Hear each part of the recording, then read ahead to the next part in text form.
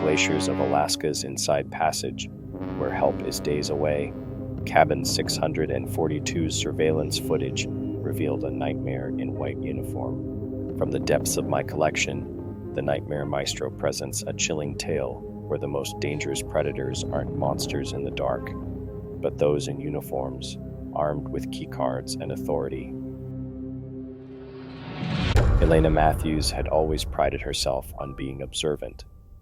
As a travel blogger with over 50,000 followers, attention to detail was her trademark.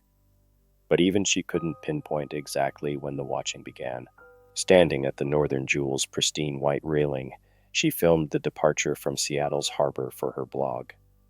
The January wind carried a bitter chill, but the promise of Alaska's majestic glaciers made the discomfort worthwhile. Through her camera's viewfinder, she captured the Space Needle shrinking against the steely horizon, adding commentary about the start of her 7-day solo cruise adventure. The first indication came during the mandatory safety briefing. While other passengers fidgeted through the demonstration, Elena noticed him a crew member with perfectly pressed whites and an ID badge that read Adrian. He stood absolutely still, hands clasped behind his back, gaze fixed in her direction. When their eyes met, he didn't look away. He smiled. She encountered him again outside her assigned cabin, 642. An interior room, windowless and efficient, typical for solo travelers. He appeared suddenly as she struggled with her keycard, offering assistance with practiced courtesy. His fingers brushed against hers as he demonstrated the proper technique, lingering a fraction too long. His cologne carried notes of cedar and something medicinal. That evening, reviewing her footage, Elena noticed something peculiar. In 3 separate clips, a figure in white hovered at the frame's edge. She zoomed in, but the image pixelated before revealing details. A coincidence, surely. Large ships always had crew members moving about. Later, preparing for bed, Elena caught a glimpse of movement through her peephole, a flash of white fabric disappearing around the corner. The rational part of her mind attributed it to the ship's gentle roll, to shadows playing tricks, to normal crew patrols. But another part, a more primitive instinct, whispered that something wasn't right. She double-checked her door's lock, then triple-checked it. The cabin suddenly felt smaller, the walls closer.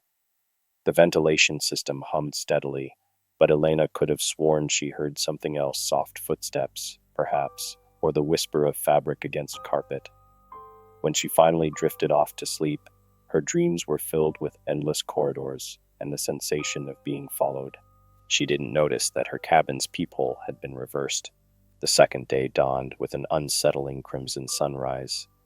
Elena woke to find her phone's battery mysteriously drained, though she distinctly remembered plugging it in before bed. The charging cable lay coiled on the desk, several inches from where she'd left it.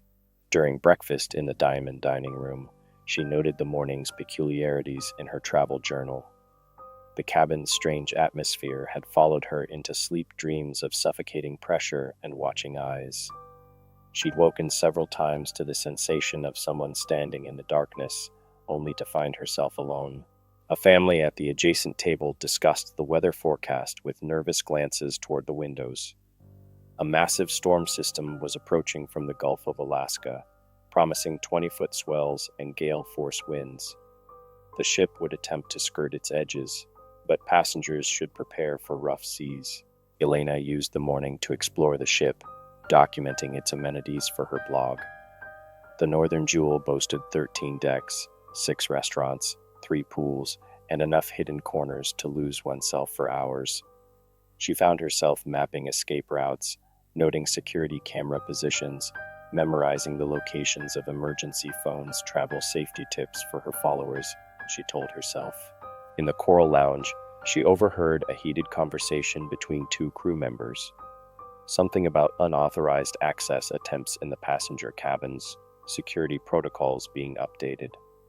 They went silent when they noticed her, exchanging meaningful looks before dispersing in opposite directions. The ship's safety officer gave an afternoon briefing about the approaching storm. Elena studied his diagrams of emergency protocols, evacuation routes, power conservation measures. Her attention caught on a detail during severe weather. Non-essential systems might be temporarily disabled, including security cameras, including electronic door locks. Returning to her cabin, Elena found her keycard didn't work. Guest services issued a replacement, explaining that magnetic strips sometimes failed near the ship's powerful equipment. The new card worked perfectly, but Elena couldn't shake the feeling that the lock's internal lights flickered differently than before. That evening, she discovered her travel journal missing from her bag. A thorough search revealed it tucked into her pillowcase pages, slightly crinkled, spine creased as if recently read. The last entry now ended with a single line in unfamiliar handwriting. Passengers like you never consider how alone they truly are. The storm struck with devastating precision as sunset bled into night. Steel groaned against nature's onslaught as the northern jewel pitched through 20-foot swells. In cabin 642, Elena sat cross-legged on her bed, watching her phone's signal strength fluctuate between 1 bar and none. The captain's announcement crackled through her cabin speaker. All passengers were to remain in their rooms until further notice. Non-essential power would be diverted to stabilization systems. The words Code Oscar filtered through the static, followed by coordinates that made Elena's blood run cold. They matched her last blog post's location. She tried calling guest services, but her phone only returned error messages. The cabin's internal phone line produced nothing but soft static, and, beneath it, what sounded like breathing. The emergency call button by her door remained dark, its power already cut. The bathroom mirror revealed dark circles under her eyes, testimony to 2 nights of fragmented sleep. As she leaned closer, movement in the reflection caught her attention, the handle of her cabin door slowly turning. Elena held her breath, watching as it rotated degree by degree, stopped, then began turning the opposite direction. The ship's violent rolling masked the sound of footsteps, but not the soft scraping of metal on metal. Someone was picking the lock. Elena pressed herself against the wall beside the door, clutching her phone like a weapon. The handle stopped moving. 3 sharp taps echoed through the wood, followed by a voice she recognized, Adrian, asking if everything was all right. She didn't answer. Security training from her solo travel videos flashed through her mind. Maintain silence, document everything, create barriers. She angled her phone's camera toward the door, trying to capture evidence. The screen showed only black, the battery completely drained again despite showing 94% moments ago. Something thin and metallic slid under her door, a handwritten note on ship stationery. The message was brief. I know you're in there. I can hear you breathing. The paper bore the letterhead of crew deck, a level that, according to the ship's directory, didn't exist. The handle began turning again, more urgently now. Elena barricaded the door with her desk chair, wincing at the noise. The ship's violent pitching sent her luggage sliding across the floor. A toiletry bag burst open, scattering contents. Among them, glinting in the dim emergency lighting, she spotted something unfamiliar, a small electronic device with a blinking red light, tucked into a side pocket she never used. The door handle stopped moving. Footsteps retreated down the hallway, unhurried, confident. Elena picked up the device with trembling fingers, recognizing it as a tracking beacon. The kind used by search and rescue teams. The kind that broadcast locations in real time. The kind that had been logging her every movement since Seattle. Elena dismantled the tracking device with methodical precision, her hands steadier than they had any right to be. The ship's maintenance systems hummed at a lower frequency now, power diverted to essential functions only. Emergency lighting cast angular shadows across her cabin's walls, transforming familiar shapes into looming threats. The device's internal components revealed a professional touch military-grade tracking technology with a battery life of months. A small serial number etched into the circuit board matched the prefix of Adrian's employee ID. Not a coincidence. None of this had been coincidence. Her laptop connected to the ship's Wi-Fi for exactly 78 seconds, long enough to discover that the Northern Jewels crew manifest listed no employee named Adrian, long enough to find 3 separate passenger complaints about missing personal items from prior voyages, long enough to send one email with her coordinates and cabin number before the connection died. The storm intensified. Through her cabin's walls, Elena heard the distant blare of emergency signals, followed by another announcement. All electronic locks would undergo emergency recalibration. For passenger safety, cabin doors would be temporarily secured from the central system. The captain's voice sounded different this time, slightly off rhythm, as if reading from an unfamiliar script. Elena tested her door. The handle turned, but the electronic lock remained engaged. She was sealed in, protected, the rational part of her mind insisted. But protection worked both ways. It could keep danger out, or trap it inside with you. The ventilation duct above her bed creaked. Elena froze, tracking the sound of movement through the ceiling, methodical, purposeful steps following the maintenance crawlspace's path. She counted the cabin numbers backward in her head, mapping the unseen figure's progress. The footsteps stopped directly overhead. Her cabin's smoke detector emitted a single, soft chirp. The tiny red light at its center began blinking rapidly, a pattern identical to the tracking device's signal. Elena stood on her desk chair, examining the detector closely. Behind its plastic housing, barely visible, a camera lens reflected the emergency lighting. The ship's intercom crackled.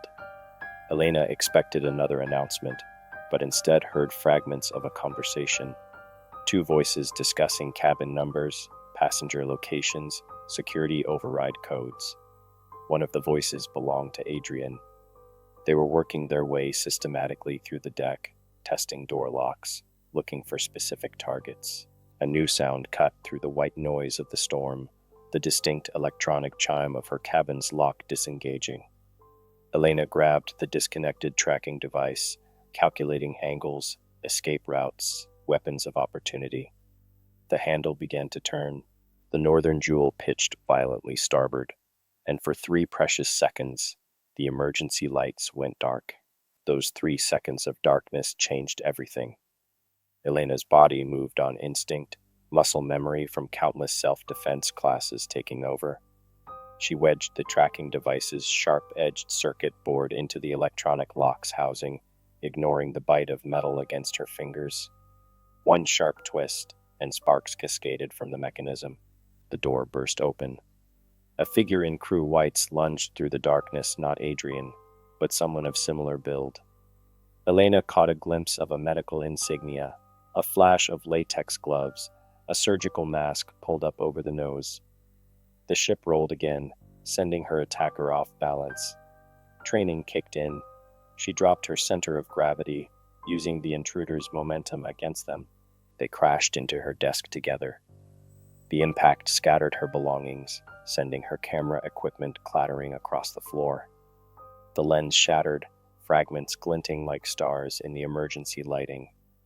Her attacker's latex-covered hands found her throat with practiced precision, the touch clinical, almost professional.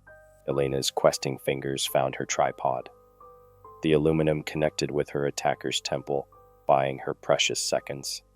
She scrambled into the bathroom, slamming the door. No lock, but she wedged her belt through the handle, anchoring it to the sink's plumbing. The bathroom's mirror offered new revelations. Reflected in its surface, she spotted an ID badge half hidden beneath the intruder's white uniform during their struggle. It bore the logo of a private medical research company, not the cruise line. The pieces clicked together, the tracking, the surveillance, the careful selection of solo travelers. They weren't just targeting her. They were harvesting subjects. Her attacker's voice carried through the door, all pretense of friendliness gone. They explained her options with sterile detachment: comply and remain conscious, or resist and wake up in a very different cabin. Others had already been processed. The storm provided perfect cover. The ship's manifest would simply show passengers choosing to remain in their cabins. Elena's belt began to strain against the door handle. The ship's violent pitching worked against the makeshift barricade. Through the gap beneath the door, a thin vapor began seeping into the bathroom. The medicinal scent from earlier, not cologne, but some kind of sedative gas. She had seconds to decide. The bathroom mirror could provide weapons, but shattering it would alert her attacker. The ventilation duct was too small for escape. The shower's handheld nozzle might reach the door, but water would make the floor treacherous. Her options dwindled with each breath of tainted air. The ship's hull groaned under the storm's assault. The bathroom door frame cracked, and in that moment, Elena realized that survival might require becoming something darker than her pursuer. The bathroom mirror shattered with surgical precision. Elena wrapped her hand in a towel, selecting a long, pointed shard. The sedative gas filled the small space with increasing density, but adrenaline kept her mind sharp. Each breath burned in her lungs, tasting of artificial cherries and pharmaceutical promise. Her attacker had stopped trying to break down the door. The silence stretched, broken only by the storm's assault and the ship's tortured metal protests. Then came a new sound, the distinct metallic squeal of the ventilation grate being unscrewed from outside. They had anticipated her every move. Elena wedged herself against the bathroom door, legs braced against the toilet. The belt mechanism groaned under the strain. Her phone lay forgotten in the cabin beyond, but she had spotted something more valuable during the fight, the intruder's access card, dislodged in their struggle. If she could reach it, she could access secure areas, find help, expose their operation. The ventilation grate clattered to the floor. A slender metallic tube snaked through the opening, releasing a denser cloud of sedative. Elena's vision blurred. The mirror shard felt heavier in her hand, her grip weakening. But the gas offered an unexpected advantage. Its increasing density made it sink in the small space. The ship pitched again. Elena used the momentum, pulling herself up onto the sink. Higher ground meant clearer air. The edge of the mirror shard found the flexible gas tube, puncturing it. A sharp hiss announced her small victory. Her attacker's voice came again, closer now, joined by others in the cabin. Multiple sets of footsteps. Multiple shadows under the door. She wasn't their first target tonight, and they worked with practiced efficiency. One voice mentioned preparing the next room. Another discussed cargo transfer at their upcoming port. A third complained about subject resistance levels. The belt finally snapped. Elena launched herself forward as the door burst open, mirror shard leading the way. She caught a glimpse of surgical scrubs beneath crew whites, of empty syringes arranged on her desk like surgical instruments, of a laptop displaying deck plans with cabins systematically marked in red. The ship's roll saved her attackers. She stumbled, momentum carrying her past them. Elena burst into the corridor, lungs burning, legs unsteady from the gas. The emergency lighting cast everything in crimson shadows. Left led to populated areas, right to maintenance corridors. She had one chance. She went left. It was the obvious choice, which meant they would expect right. Training from her travel videos echoed in her mind. Predators anticipate prey behavior. Sometimes survival means doing the expected thing so perfectly that it becomes unexpected. Elena ran, mirror shard gripped tight, as footsteps pursued her through the blood-red halls of a ship that had become a floating laboratory. Elena's world narrowed to the rhythm of running feet and gasping breath. The corridor stretched before her, emergency lights painting everything in shades of arterial red. Her pursuers had split up, footsteps echoing from multiple directions, herding her toward the ship's bow with practiced precision. A fire door slammed shut ahead, its magnetic lock engaging with brutal finality. Another closed behind. Through the fire door's window, she glimpsed Adrian's face, his expression, no longer the practiced smile of hospitality, but something hungrier, more primal. A researcher observing a particularly fascinating specimen. The ship's POS system crackled to life. Adrian's voice, now stripped of its artificial warmth, announced elevated carbon dioxide levels in her section. She recognized the same tone he'd used earlier when discussing subject procurement protocols, clinical, detached, almost bored. No one would investigate screams during a safety procedure. No one ever did. Elena backed against the wall, mirror shard raised. Her muscles burned from the lingering sedative. The corridor lights flickered, revealing four figures in crew whites over surgical scrubs. Each moved with distinct purpose: a tall woman with a radiation dosimeter clipped to her collar, an older man consulting a tablet displaying vital sign readings, a younger researcher preparing a syringe with practiced ease, and Adrian, their coordinator, watching her with the cold fascination of a man who'd done this dozens of times before. He spoke like a lecturer addressing a particularly dense student, explaining her role in their statistical models. His hand absently touched a small scar on his neck, fresh, ragged, probably from a previous subject who'd fought back. Solo travelers disappeared all the time, he explained, especially during storms. Their research required specific demographic samples. The cruise line's security systems provided perfect surveillance for selection. Everything was metrics and methodology, carefully planned and executed. The storm chose that moment to land its heaviest blow. The ship lurched violently, sending everyone staggering. Emergency sirens blared not a drill this time. Real fear crackled through their practiced facade as the deck tilted at an impossible angle. The female researcher's dosimeter began screaming. The older man's tablet showed critical system failures. Elena's travel safety videos had covered ship evacuations. She knew the fire doors would automatically release during a genuine emergency. The magnetic locks disengaged with an audible click, and chaos erupted. She moved without conscious thought, diving between her pursuers as they fought to maintain balance. The mirror shard found exposed skin, the young researcher's arm, the woman's shoulder, Adrian's throat, right where his fresh scar had been. Not killing blows, but precise strikes that ensured she wouldn't be followed. Hours later, as Alaska's Coast Guard evacuated passengers from the storm-damaged ship, Elena watched teams of federal agents swarm the lower decks. Her email had reached its destination. Horizon's operational files were recovered from the laptop in her cabin. Similar operations were uncovered on 3 other cruise lines.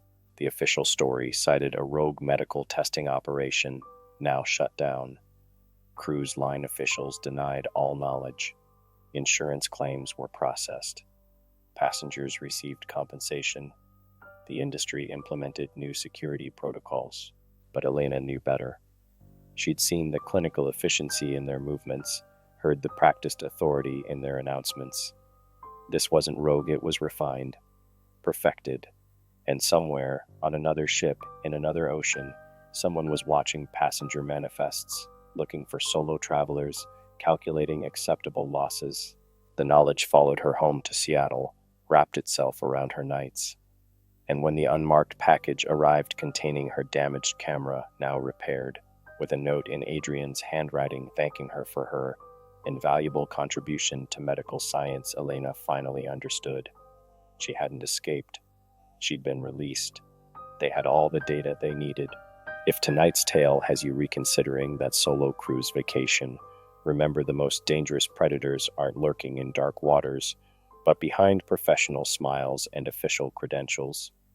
Share your own travel horror stories in the comments below, or tell us about times when seemingly perfect vacations took an unsettling turn.